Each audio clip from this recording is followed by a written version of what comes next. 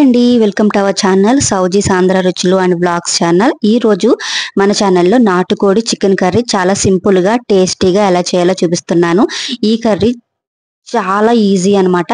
అలాగే వంట రాని వాళ్ళు కూడా ఈ కర్రీని ఈ వీడియో చూసి చేస్తే ఈజీగా చేసేయచ్చు. మిమ్మల్ని ఖచ్చితంగా అందరూ మెచ్చుకుంటారు. అంత టేస్టీగా ఉంటుంది. అంత సింపుల్ వేలో నేను చూపిస్తాను. చాలా తక్కువ టైం ఉంటుంది వీడియో చూడండి. ముందుగా ఒక బౌల్లోకి చికెన్ ను శుభ్రం వాష్ చేసి పెట్టిన చికెన్ తీసుకున్నాను. పసుపు ఉప్పు వేసి మళ్ళీ ఒకసారి బాగా కలిపేసుకొని ఈ చికెన్ ని పక్కన పెట్టేసుకోవాలి. ఇలా కలిపేసి పక్కన పెట్టడం వల్ల నీసు వాసన రాకుండా ఉంటుందన్నమాట. ఒకసారి ఇలా ట్రై చేయండి, చాలా బాగుంటుంది. తర్వాత నేను ఒక 3 ఉల్లిపాయలు తీసుకున్నాను. ఒక అర కిలో చికెన్ కి 3 తీసుకున్నాను అనమాట ఆనియన్స్. పైన తొక్కంతా వలిచేసుకుని శుభ్రంగా వాష్ చేసుకుని ఇలా చిన్న చిన్న ముక్కల కింద ఉల్లిపాయలు అయితే కట్ చేసుకుంటున్నాను. మనకు ఉల్లిపాయలు కట్ చేసుకునే విధానంలో కూడా టేస్ట్ బాగుంటుందండి. ఇలా సన్నటి ముక్కల కింద కట్ చేసుకుంటే టేస్ట్ చాలా బాగుంటుంది. ఇప్పుడు స్టవ్ పై చిన్న మూకుడు పెట్టుకుని ఒక 2 టేబుల్ స్పూన్ల ధనియాలు, యాలకులు, దాల్చిన చెక్క, లవంగ మొగ్గలు 2, అలాగే ఒక 1 టేబుల్ స్పూన్ జీలకర్ర వేసుకుని లైట్ గా ఫ్రై చేసుకున్న తర్వాత కొంచెం ఎండు కొబ్బరి వేసుకోవాలి. అలాగే 1 టేబుల్ స్పూన్ గసగసాలు కూడా వేసేసుకొని స్టవ్ ఆఫ్ చేసేసుకోవాలి. ఆ వేడితో ఫ్రై చేసుకుంటే సరిపోతుంది అనమాట. ఇవి మిక్సీ జార్లో వేసుకొని చల్లారిన తర్వాత మిక్సీ పట్టుకోవాలి. ఇందులోకి జీడిపప్పు కూడా ఒక 6-7 జీడిపప్పులు వేసుకొని మిక్సీ పట్టేసుకోవాలి.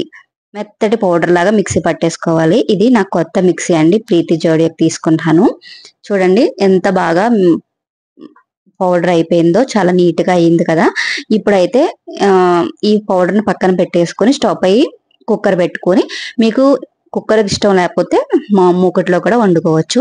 అలాగే ఒక 4-5 టేబుల్ స్పూన్లు ఆయిల్ వేసుకుని 2 బిర్యానీ ఆకులు ఇలా కట్ చేసి పెట్టుకున్న ఈ ఉల్లిపాయ ముక్కలు కూడా వేసుకుని ఉల్లిపాయ ముక్కలు బాగా ఫ్రై అవ్వాలండి. గోల్డెన్ కలర్ వచ్చేంత వరకు ఫ్రై చేసుకోండి. ఈ లోపైతే ముందుగా ఉప్పు పసుపు వేసి పెట్టిన ఈ చికెన్ ని మళ్ళీ కొంచెం వాటర్ వేసి కడిగేసుకొని ఇలా క్లీన్ చేసి పక్కన పెట్టుకోవాలి. ఇప్పుడు ఈ ఉల్లిపాయలు వేగిపోయినాయి కదా, ఇందులోకి అల్లం వెల్లుల్లి పేస్ట్ వచ్చి ఒక 1 టేబుల్ స్పూన్ వేసుకోవాలి.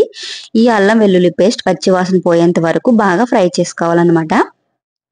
ఇప్పుడు ఈ ఫ్రై అయిన తర్వాత ఈ శుభ్రం చేసి పెట్టుకున్న ఈ చికెన్ వేసేసుకోవాలి. నాటుకోడి చికెన్ ని వేసుకొని ఒకసారి బాగా కలుపుకోవాలి. ఈ చికెన్ లో నుంచి వాటర్ రిలీజ్ అవుతుంది కదా, అది రిలీజ్ అయ్యి వాటర్ దగ్గర కంటే ఎగిరేంత వరకు ఇది ఫ్రై చేసుకోవాలన్నమాట. చూడండి బాగా దగ్గరకంట వాటర్ అయితే ఎగిరిపోయింది. ఇందులోకి ఇప్పుడు కొంచెం పసుపు, ఒక 3 టేబుల్ స్పూన్ల కారం, మీకు కారం తగ్గట్టు వేసుకోండి. 1/2 కేజీ చికెన్ కదా, ఒక 3 టేబుల్ స్పూన్లు కారం అయితే పడుతుంది. నేను వేసే స్పూన్ అయితే చిన్న స్పూన్ అనమాట, దాన్ని బట్టి నేను వేసాను. అలాగే మిక్సీ పట్టించుకున్న మసాలాని కూడా వేసేసుకోవాలి.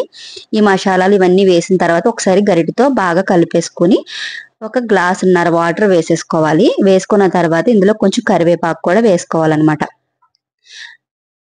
చూసారు కదా, ఇలా మీకు కొంచెం గ్రేవీగా కావాలంటే కొంచెం ఎక్కువ వాటర్ అయితే యాడ్ చేసుకోండి. ఒకసారి కొంచెం ఉప్పు కూడా చూసుకుని వేసుకోండి. అయితే కుక్కర్ మూత పెట్టేసి ఒక 4-5 విజిల్స్ అయితే రానివ్వాలి. చికెన్ బట్టి ఆ విజిల్స్ కూడా పెట్టుకోవాలండి. ఒక్కొక్క చికెన్ అయితే త్వరగా ఉడకదు, ఒక్కొక్క చికెన్ త్వరగా ఉడికిపోతుంది. దాన్ని బట్టి మనం విజిల్స్ వేయించుకోవాలన్నమాట. నేను ఒక 4-5 విజిల్స్ తర్వాత మూత తీసాను. చూసిన తర్వాత కొంచెం పులుసుగా ఉందని చెప్పేసి మళ్ళీ స్టవ్ ఆన్ చేశాను. కొంచెం దగ్గరకంటే ఎగరనిచ్చాను అనమాట. సన్నగా కట్ చేసి పెట్టుకున్న కొత్తిమీరని కూడా యాడ్ చేసుకొని ఈ పులుసుని కొంచెం దగ్గరకంటే ఎగరనిచ్చేసాను అనమాట. అంతేనండి, మనకి నాటుకోడి చికెన్ కర్రీ అయితే రెడీ అయిపోయింది. చాలా టేస్టీగా ఉంటుంది. అసలు మళ్ళీ మళ్ళీ చేసుకుని తినాలనిపించేలా ఉంటుంది. చాలా సింపుల్ కదా, వంట రాని వాళ్ళు కూడా ఈజీగా చేసేయవచ్చు. ఈ రెసిపీ కనుక మీకు నచ్చితే కనుక నాకైతే కామెంట్ చేయండి. రెసిపీ ఎలా ఉందనేది ట్రై చేసి కామెంట్ చేయండి. అలాగే కొత్తగా ఎవరైనా చూస్తుంటే ఛానల్ని సబ్స్క్రైబ్ చేసుకోండి, లైక్ చేయడం మర్చిపోవద్దు. Thank you for watching.